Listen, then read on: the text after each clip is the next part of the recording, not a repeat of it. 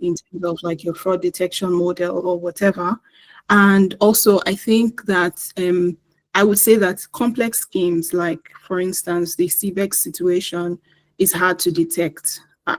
Maybe not hard, more or less like delayed, because you tend to see that people, it's crazy. I'm sorry, it's crazy. It's highly sophisticated. So that's why I believe that there are lower incidence counts and then dramatically high losses. Another thing I've seen is that people tend to exploit. So there is the systems of these institutions have significant weaknesses, and so they wouldn't want to call themselves out by saying, "Hey, this is how much fraud passed through our systems." They wouldn't want to do that. That's my perspective, but of course, feel free to add.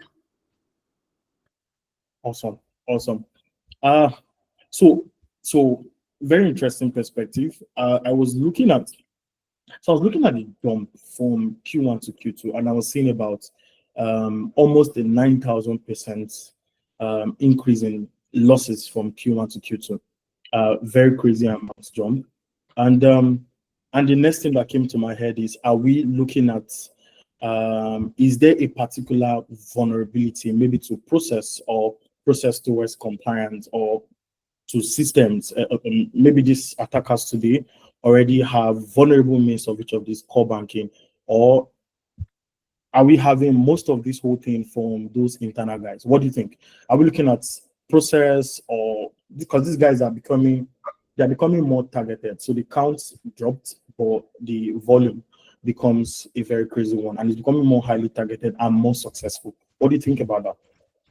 So my perspective on that is, so there are a couple of things that impact controls, especially when it comes to fraud risk management, for instance. So there is the case of the human factor, which is the people.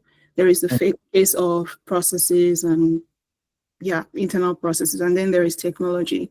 Now, for an organization that doesn't have sophisticated fraud detection or fraud prevention system in place, you can't successfully target you can't successfully counter fraud scheme perpetrated with sophisticated means. I don't know how you want to do it. Your traditional fraud detection system would hardly do that. Like I said earlier, I don't see these fraud cases reducing until we understand that there are so many elements when it comes to like contributors of fraud. So for instance, from a human element perspective, we know, and we've seen in the past couple of years, that some of the most critical point of failure is the human element. So the First Bank case, for instance, is a case of where someone has access to internal resources, or they have access to how to, for instance, circumvent certain controls, and then they just exploit those weaknesses. There are also cases of like social engineering attacks, which of course directly impact people's psychology, people's emotion, to just bypass the safeguard. So it's like a couple of different things. There is also how, people, so for instance, I have heard very recently how people are generating fake KYC documents to actually bypass KYC. I think that's crazy, because if you as a compliance person is manually reviewing those documents, you're not going to be able to detect, I don't know, those things look very real, those documents, I tell you. So I would say that there are a lot of course, coming to the process side of things, there's also the weak internal controls where, of course, maybe it's because of inadequate training. I was citing the example of phishing earlier, where I'm saying these perpetrators know that there is something called generative AI. And so what they do is just go in there and tell them, hey, draft me an email that would spur an action. Now, a person who hasn't been well trained as to, hey, this is the new thing on ground, would typically just review a phishing email and just say, oh, no, it's grammatically correct. Let's just go ahead, So there's that. There's also like poor oversight. There's a lot of issues. There's, I would say also maybe lack of segregation of duty. One thing I've heard recently that is very weird is resource limitation. So people I feel like some organizations haven't found a way to manage the existing, augment the existing resources with emerging technologies, and that's understandable.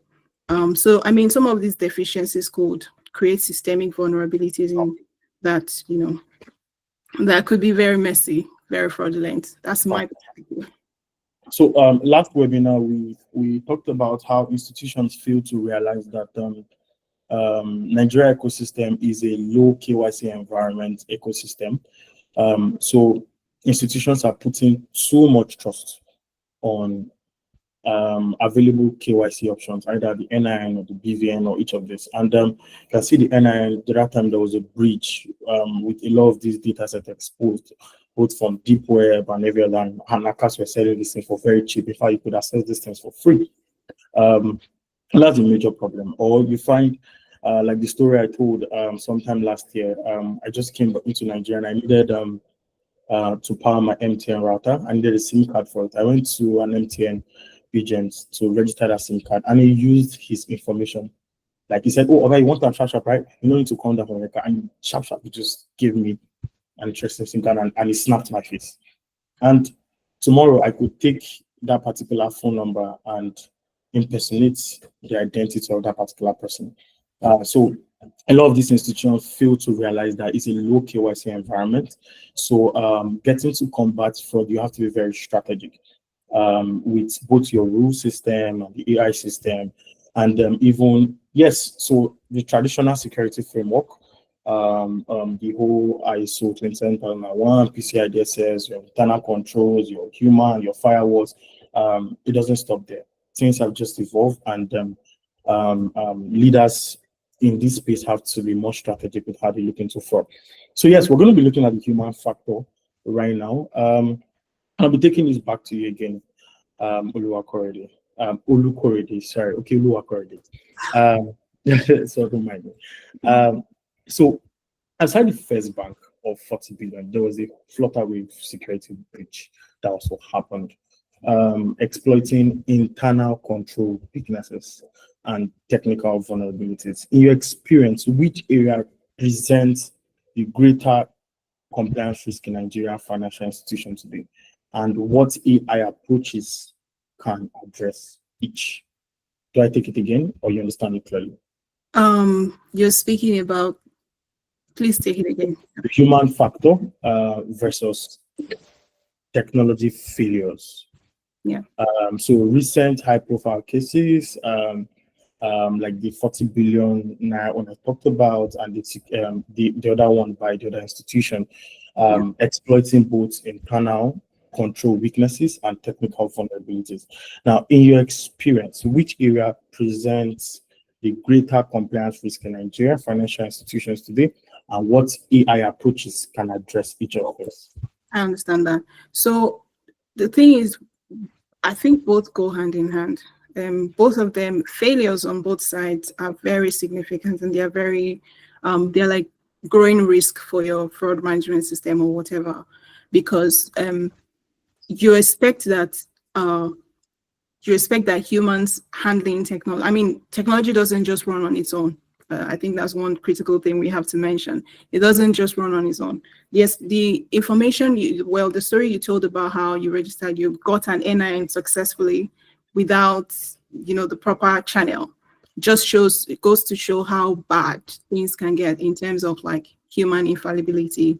There are a lot of considerations. I would think that the human side is more risky. And the reason is because that people run the technology, and of course, without people, the technology can't run on its own. So the expectation is that there are the appropriate controls, which are again also created by humans. There's segregation of duties. There is, I would say, clear roles and accountability. There's also proper training and awareness. Like I said, a person who was last trained about phishing in 2023 or 2022 will probably tell you that grammatical errors in an email would be one of the most significant things to look out for in a phishing email. But that has changed. There's also the case where we expect that leadership would model ethical behavior and also basically promote compliance culture, but it doesn't happen in all cases. It goes beyond leadership just telling you, hey, this is how you should do things, do as I say, not as I do. And that's a very flawed approach to things. There is also considerations around like collaboration with other teams. A compliance function, or at least the people factor, can't operate in silos. You have to collaborate cross-functionally across different departments. But in terms of some of the things that you kind of have to look at, in your second question was about the barriers, right? Mm-hmm. Okay, so some of the barriers that I have seen when it comes to adopt, more or less like when it comes to managing some of these risks, is how there is data quality issues. So in the sense that your AI algorithms are only as good as the data that they are trained on or that they operate on. So you can't successfully roll out, artificial intelligence, whatnot, in your compliance program without proper quality data. So if the data is inaccurate, or if it is incomplete, or if it is biased or inconsistent, then of course you're going to have very unreliable results. There are also cases where people have, like, there are issues with data governance. You don't expect you don't expect the reliance to just be on you implementing technology and not having the proper human oversight. There has to be somebody responsible for the entire data collection, storage, maintenance, blah, blah, blah, across the entire organization. So, like, just to answer your question, some of the barriers that I've seen in terms of adoption of, artificial intelligence has to do with that data quality, data governance issues, integration, putting together, making sure that, you have the proper data and you can easily feed your AI algorithms with those data. Another thing that I have seen is leadership buy-in. So leadership team that don't exactly keep up with emerging technologies would have issues trying to say, okay, you know what, I'm accepting. Okay, you can go ahead and continue with your, with your AI and whatnot. But and of course, probably everybody on this call knows that if you don't have senior management buy-in for anything you want to do in the organization, it's as good as dead. You don't have to try. So yeah, I think that would be my perspective in that sense. But another thing I should add though is in terms of artificial intelligence approaches that could help with some of these issues, especially when it comes to human factor. Yeah, exactly. Addressing those limitations. Exactly. Addressing those limitations would require you to first, like I said, perform a risk assessment. It's not every organization that has to adopt artificial intelligence. No, we're not talking about adoption right now. What AI approach can address the human limitation of technology failures? Oh, okay, I see what you mean. Okay, so I mean, like I already said, you first have to get your proper management buy-in. Another thing is understanding patterns, using artificial intelligence to understand patterns, either patterns of how people log in, for instance, to systems, what activities they do. You have to have a data loss prevention system. It's a system that prevents you from, of course, sharing organizational data or losing organizational data in that sense. You could also, I think maybe I'm going to address a couple more as we go, but that's some of the things that I can say. All right. But one thing you've been able to establish, it is very important that so technology is going to fail if those human factors behind it not so proper due diligence not done on each of those guys. You don't keep those processes well checked. As far as those humans are having to manage those technologies, it's going to fail. Yeah. So those databases one could just change the figure or change whatever. Yep. Like someone told me last week, how can this fraud solution mitigate that database guy from who is doing manipulations on the DB? How can we know if anything has changed from that side? So there's the SIM that can handle some changes and some database management solutions, but these things are still limited. Humans still get to manage each of these things. So proper processes has to be put in place. for Yeah. the humans who will be managing these technologies. Okay, so interesting. So the next question we'll be looking at AI adoption barriers. So many Nigerian financial institutions face significant challenges implementing AI compliance systems, from legacy infrastructure integration to data quality issues. Yes, you've touched a bit around this. Now, which of these challenges do you consider most crucial to overcome first? So again, from legacy infrastructure integration to data quality issues. Now, legacy infrastructure integration. One of the major challenges there, you see a lot of financial institutions still run on some old core banking technologies. No names being called. And you find these guys unable to outgrow whatever, or they grow more, but they are being limited by the core banking technologies that they're using, or the processes and tools. So this is where the entire legacy thing comes in, very brick and mortar, strict automations. Now, from legacy infrastructure to data quality issues. Now, which of these challenges do you consider most critical to overcome first, and what strategies have you seen work successfully? I mean, yes, I did mention, thank you, data quality earlier, and I think it's I would say it's the most critical to overcome first, because Okay. yes, indeed, a legacy infrastructure is a significant hurdle, but Very well. yeah, the insight if you derive insights from a perfectly integrated, I would say artificial intelligence solution, and it's on flawed data, it's just going to be as useless. You're basically going to be back to where you start from. It's going to be extremely misleading. So I mean, think about it this way: if you have a weak foundation, for instance, you can't build a strong house. I mean, it's going to fall. So I mean, and again, like I said earlier, the success of your AI implementation is just as good as the data you feed it. So we can't do this whole garbage in, garbage out nonsense.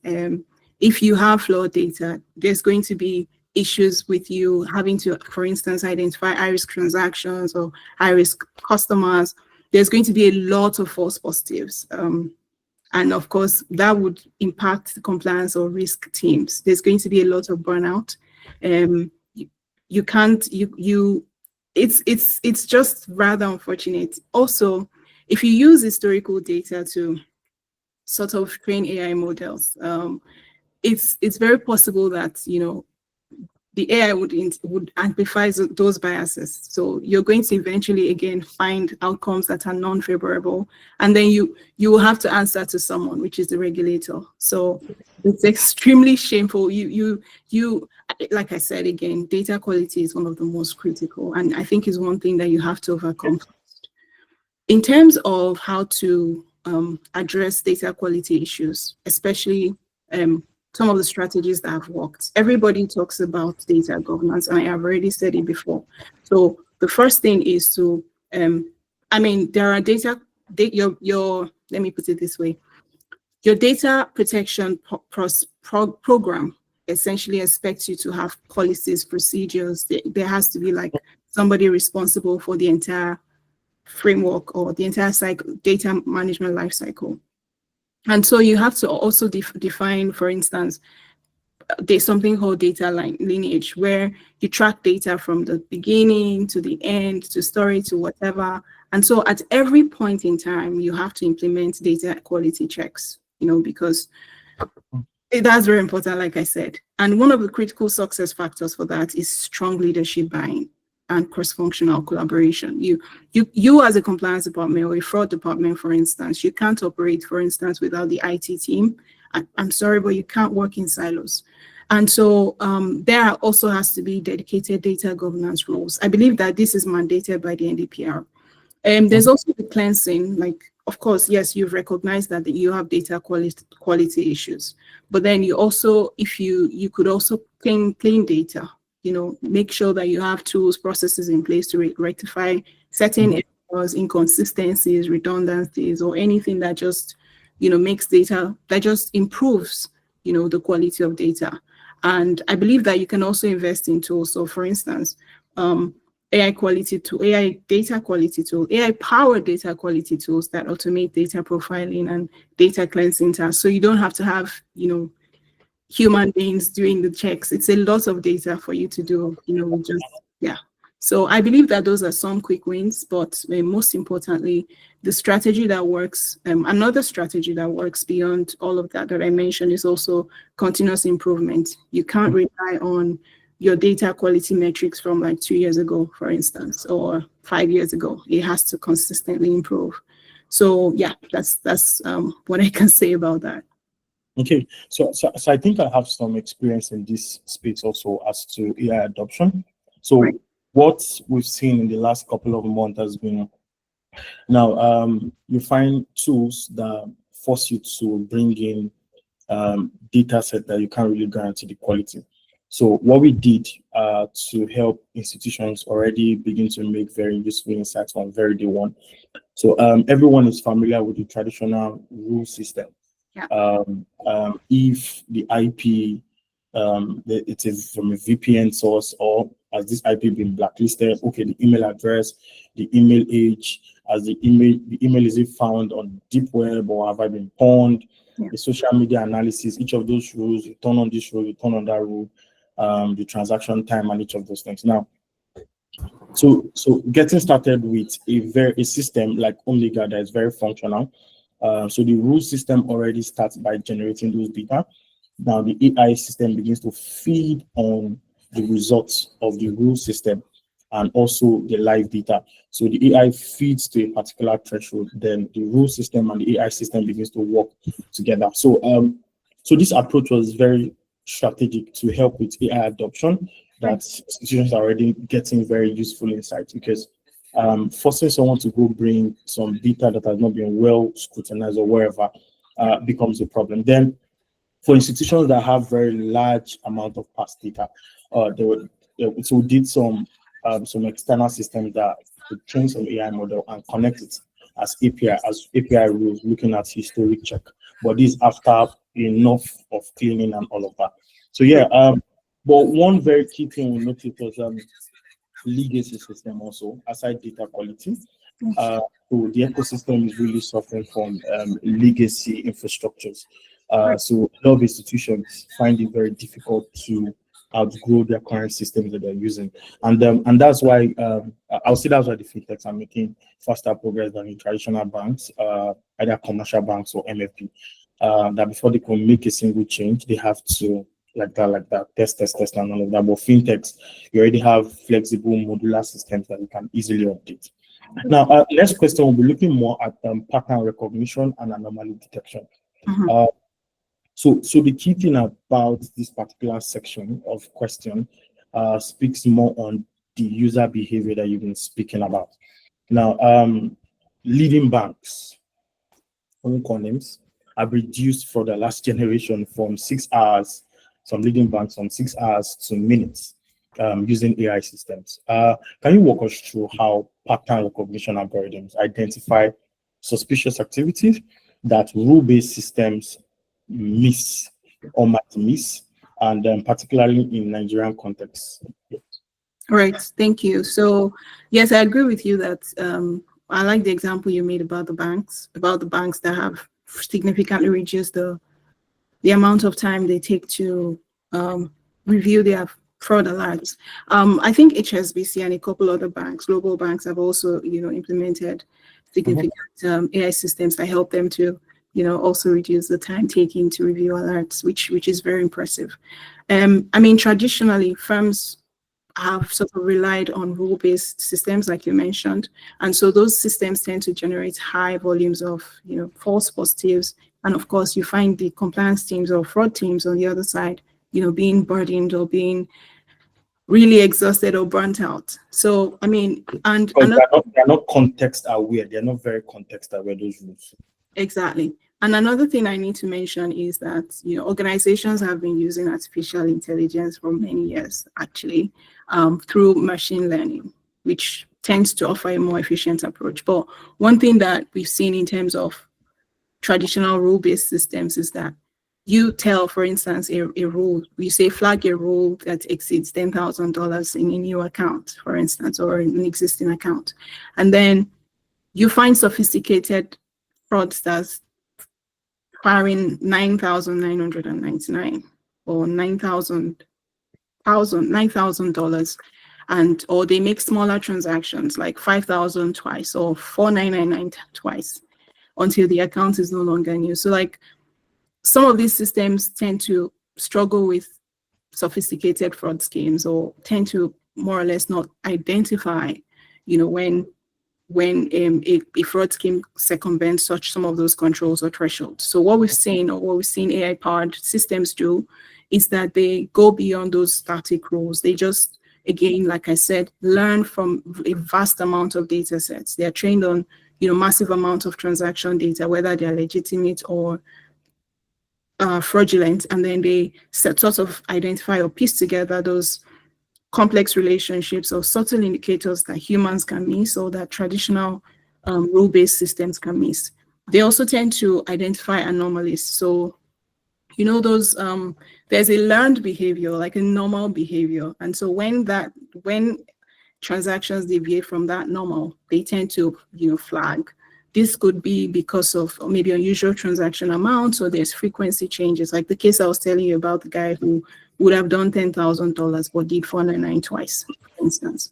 Location anomalies, time-based anomalies, like at what particular time these transactions are happening, or what particular day, for instance. And maybe also like IP changes and all that stuff. They also tend to detect subtle patterns of correlation. So these are pattern recognitions that, again, human or traditional rule-based systems can't detect. So it's really impressive, and particularly in the case of Nigerian context, where there is a high use of, I would say, agency banking networks. I believe that AI systems have been able, or can, learn typical transaction patterns associated with, for instance, mobile money transfers or agent deposit withdrawals, and then they can figure out any deviations that might indicate that might indicate fraudulent activities within those specific channels. Sure. And of course, I mean, again, these things there are so many nuances when it comes to how artificial intelligence powered systems are doing it better, but that's as far as it can go. True. Someone just dropped the balls that I'm not very audible. Am I better now? I can hear you. Okay, awesome. So we're going to be looking at the regulation side, future focus questions, in line with CBN policy implementation. Someone was talking to me last week, and I was talking about how we need to draft a more focused national AI fraud focused policy that just focuses on finance fraud, because the ecosystem is getting more messed up as to how and what organizations need to be implemented.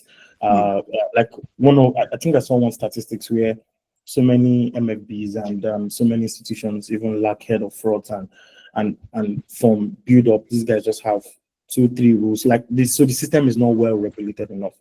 Right. Yeah. So I think the regulatory offices and officers need to play more role in this area. Now, so the question is simple. In the recent CBN directive requiring BVN/NIN verification for tier 1 accounts has created both challenges and opportunities. How effective do you think financial institutions, particularly startups, have implemented this policy, and what gaps remain in the verification ecosystem? First, I'm going to speak like a Nigerian bank customer. But first of all, I think it's like it's like a mixed bag, because, excuse me, there are, like you said, there are more established financial institutions who've had easier time. Of course, these days you can hardly do anything without without access to the banking system, for instance. So we've seen the larger established banks, at least I have some accounts that they've reminded me many times to update my NIN or BVN or whatever, and I haven't, and I don't. I somehow don't have accounts with them anymore. So every time I log into my application, for instance, my account number is not there.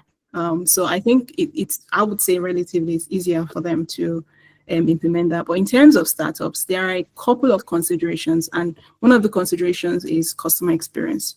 Of course, in some cases, we've seen that, fintechs or startups tend to prioritize customer experience or user experience over regulatory expectations.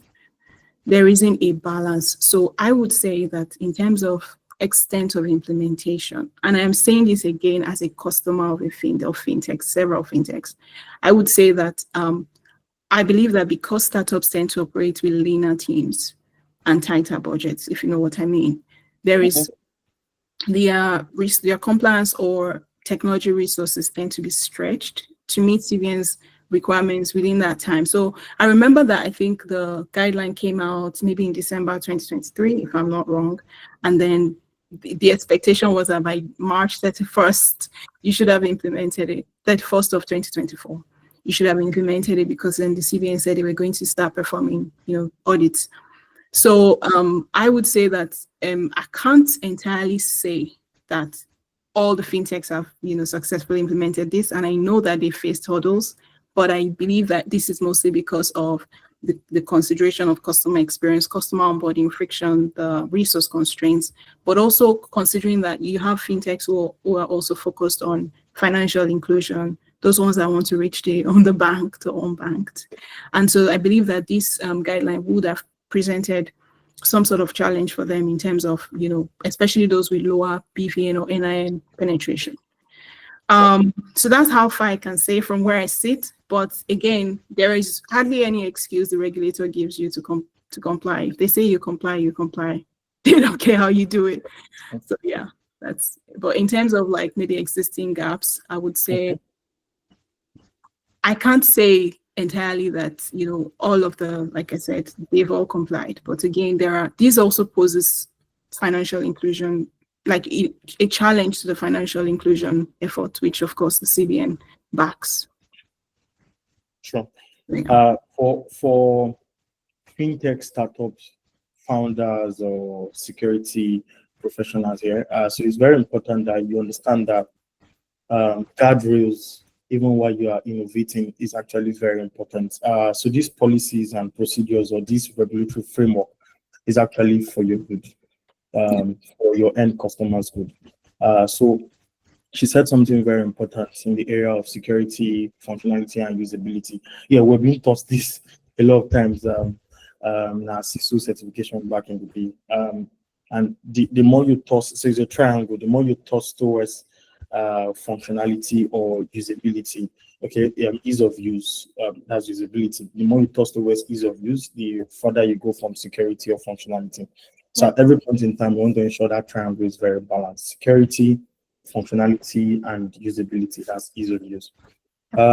Thanks for that insight. So my next question is going to be moving around Nigerian regulatory sandbox approach. So CBN's 2021 regulatory sandbox operations allow fintechs to test innovative products in a controlled environment. Now, has this approach, according to you, successfully encouraged compliance innovation? Yes. I would say it has, in the sense that the sandbox environment sort of requires you to test products in a controlled manner, and then it kind of reduces the risk of an immediate regulatory penalty, or sort of promotes responsible or sustainable experimentation. So, I believe that this has been specifically valuable for those early stage startups who are looking to navigate the complex financial service space. But in terms of compliance innovation, I would say that I think this has been useful. I can't say to what extent. Of course, the CBN expects you, the participants of the sandbox framework, to monitor effective compliance with and establish measures to make sure, and also, of course, apply the appropriate controls for your program. They would not hesitate to apply appropriate sanctions for non-compliance. So that's sort of, while you're innovating and developing your products, that sort of encourages you to consider new technologies that you can infuse into your processes, procedures that would, of course, encourage financial inclusion or encourage the successful delivery of your financial services and also improve customer experience, while also making sure that public confidence is not endangered, especially the confidence in the financial ecosystem. But I believe that there's still room for improvement in terms of, I know you're probably going to talk about this, but in terms of how, because there are emerging technologies now, like the blockchain, artificial intelligence, right now, I believe that the sandbox is more towards traditional payment products. And it doesn't particularly offer clear guidance as to like what happens when there are new technologies, or whether there is any criteria for any AI-driven solutions or fraud detection tools or automated compliance systems or whatever. So, I mean, I believe that, you know, there is room for more innovation and improvement in that space. So I believe the team that is involved in that particular sandbox needs to go do some updates, leveraging interesting technologies to make the ecosystem a better place. So next question, we'll be looking more at cross-border challenges affecting fintech. And this one is actually dear to me because I see how institutions just get started and already having this number of customers, and the next thing I'm wanting to expand to Ghana, Kenya, and the next thing being caught tomorrow. Nigerian financial institution must comply with both domestic regulations and international standards like the FATF guidelines. How can AI solutions help reconcile these sometimes conflicting compliance requirements, especially for fintechs operating across markets? I mean, one of the things I'm going to say, and it's probably familiar story to people here, is that the FATF, one of the recommendations is that wherever countries, especially regarding new technologies, countries and financial institutions, they should essentially identify and assess any risk, financial crime risk related to when they want to develop new products, or they want to use new technology to roll out new business practices, or, you know, they have new delivery mechanisms. So of course, this would essentially impact, you know, expansion. The expectation is that you should, you know, put the proper measures in place and, you know, make sure that whatever risks there are, you should mitigate them. Now, in terms of the complexities of complying with local regulations and international regulations, it is expected that in some regions specifically, there are expectations that you should hire or at least have specific compliance resources in different countries, and that's okay. However, what I have seen, or what I can say that AI offers, is more or less like a toolkit wherein it helps you to reconcile those conflicting requirements. So, for instance, it provides you solutions. Some of those solutions that, you know, AI systems provide you would help you with efficiency or adaptability to new areas or accuracy. Now, I believe that some of these could also relate to like mapping, regulatory mapping, in the sense that, you know, you could use maybe generative AI, if you want, or machine learning to analyze and map out the nuances of both the local regulations and the international regulations. Essentially, this would ideally, you know, help you to identify overlaps, divergences, or any conflicts, you know, especially when it comes to KYC, AML. Of course, you don't expect that what applies to CBN AML Act would apply to the BOG AML regulations, for instance. So, you know, you could also not expect that when you say that 100,000 in terms of like maybe transaction monitoring, 100,000 naira is the same in Kenya or Ghana. Is different. The terrains are even different. So anyways, AI can basically help you to automatically harmonize those rules and workflows. Of course, like I said, you can't just open your eyes and close it and say, oh no, I have everything to AI. If anything is wrong, you're not going to tell the regulator that, oh, but I had an AI system, I don't know what happened. I mean, eventually that's on you. So there is that. And I think the last one would be around adaptive KYC and AML. So of course, these AI-powered tools could help you to adapt your risk assessment and due diligence processes based on, a jurisdiction of a customer or a jurisdiction of a, of a transaction. Of course, for a Nigerian customer, the system will adhere to CBN guidelines, the CBN reporting thresholds and all of that. For a customer in another market, maybe Kenya, for instance, it would help you to adjust to, the regulations in Kenya and maybe FATF regulations that are relevant to that region. So it's quite interesting how much it can do. I think it can also help you to streamline cross-border reporting. Sure. In that sense, you can also have like real-time regulatory updates.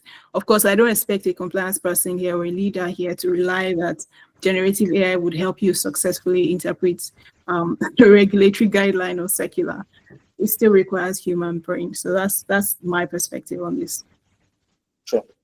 All right. I think I have a question for the audience. So you just drop your answer via chat, or Destiny, if you can quickly put up a poll for this. Do you feel open banking implementation in Nigeria is going to aid the bad guys perpetrate more fraud, or do you feel it's going to limit the fraud counts and fraud amounts? Yeah, so you can put your questions down via chats. And Destiny, I don't know how quick you can come up with this poll. Very important. The open banking implementation. Do you feel it's going to aid or it's going to cause more problem? Or you're just being indifferent about it? Okay. So already we've been able to cover some super interesting areas. We'll be looking more in the area of industry trends, even as we begin to have some closing questions. Oluwakorede has been very helpful in giving some beautiful light towards these interesting questions already on the ground. Rise of RegTech startups.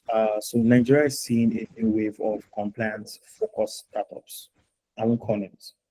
Now, do you feel, I have my own opinion, do you feel that these guys are aiding some of these problems? Are these guys really helpful towards mitigating the current fraud counts that we're having? Or do you feel institutions need to find ways to maybe integrate directly with the data providers? I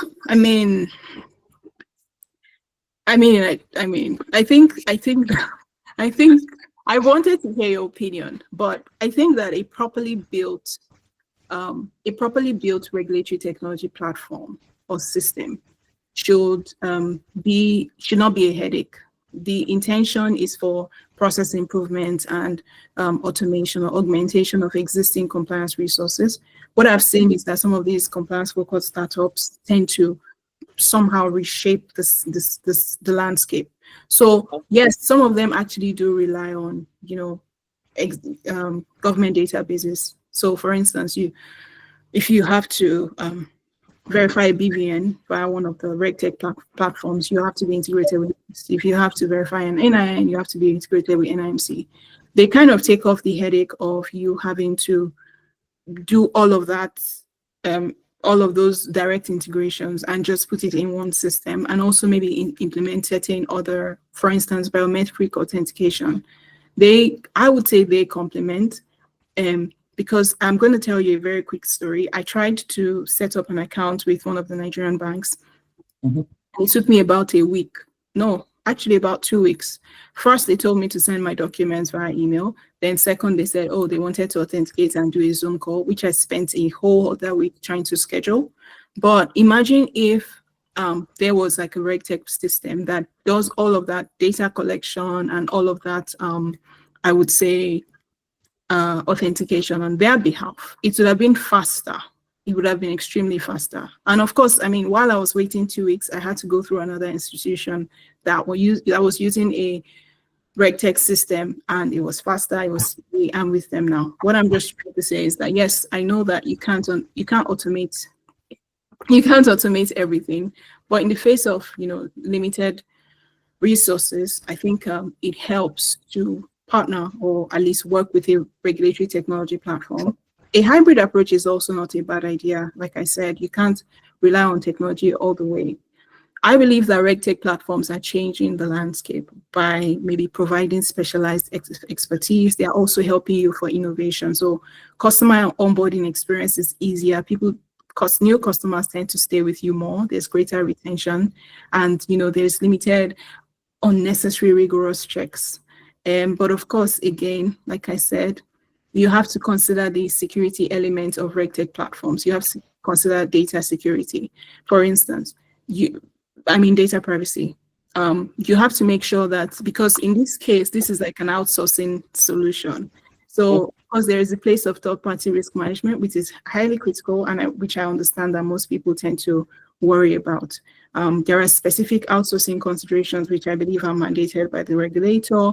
You have to sort of perform, by you, I mean like you as a financial institution, has to perform some thorough risk assessment, whichever RegTech provider you have to hire.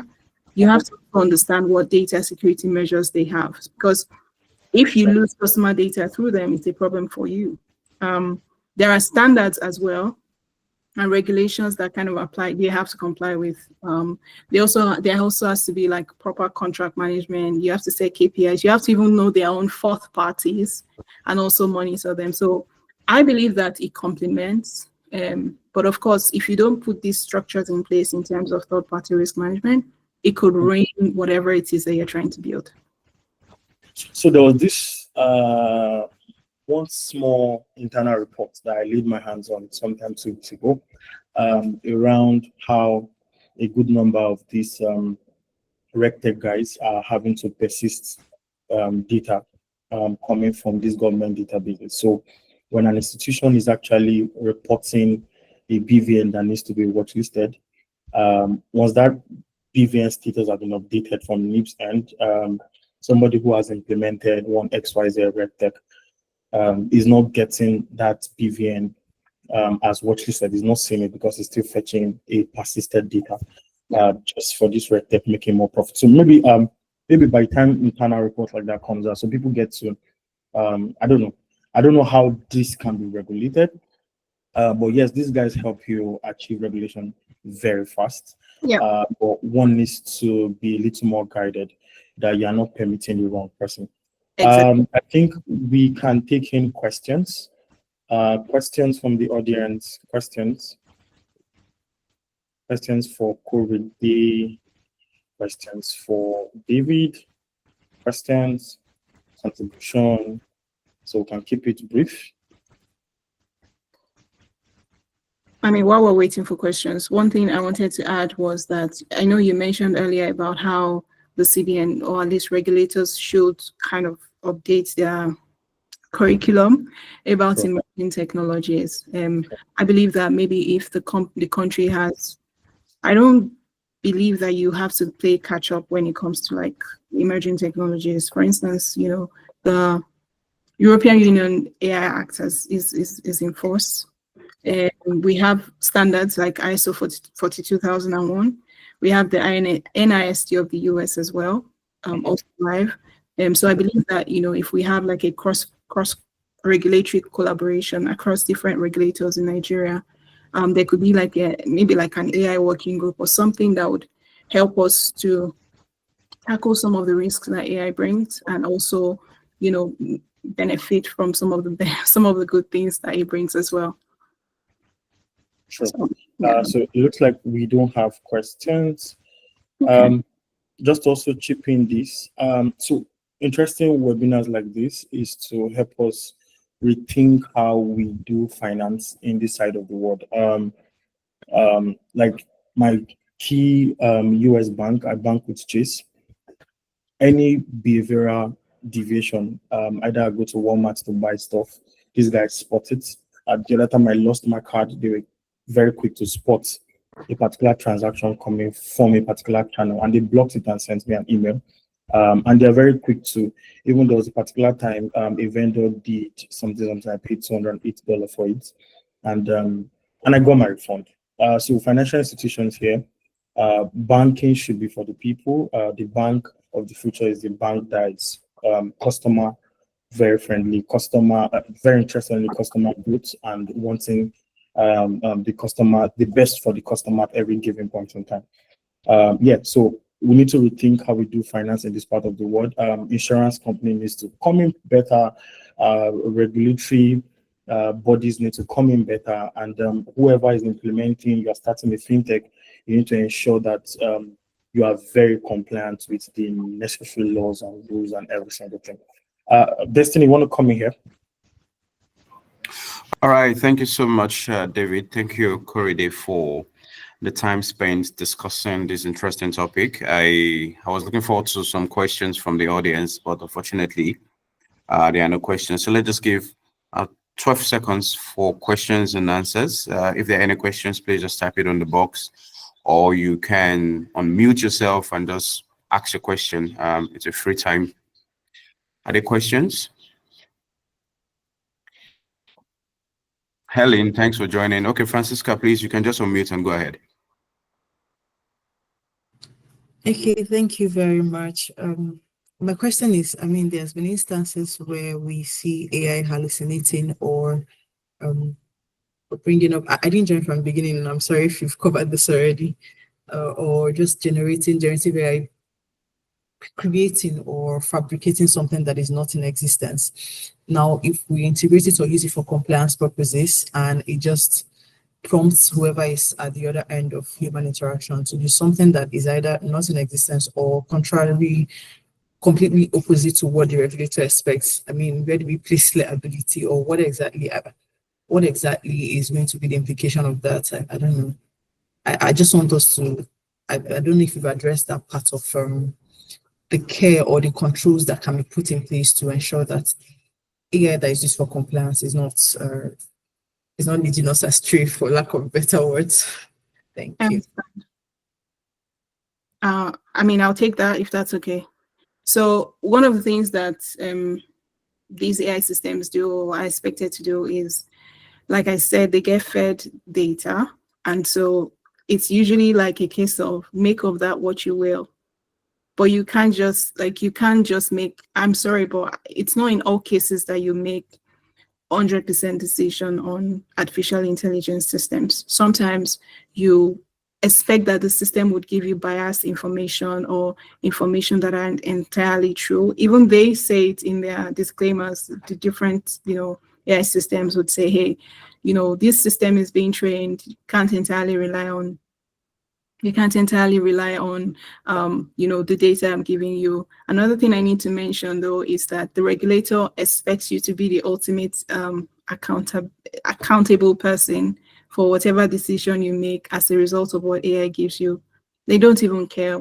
I'm sorry, but I don't believe they care what AI, whether you're using AI or not. What matters to them is that there is the proper legal and, I would say, compliance expertise as to whatever you have to do. So I would say in cases like that, you could do like a second level check.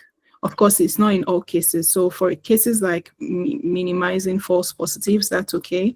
But when it comes to like maybe interpreting regulator data or trying to understand what this regulator means, or trying to, for instance, understand how to implement certain things in a way that suits the regulator, I would say that human oversight is the most important factor here. And it has to be a human that actually understands how things work. So understandably, a learned or a professional person or a leader. One thing also that people do is maybe speak to professional service organizations or, software SaaS companies that advise them on how to go about these things. I hope that answers your question.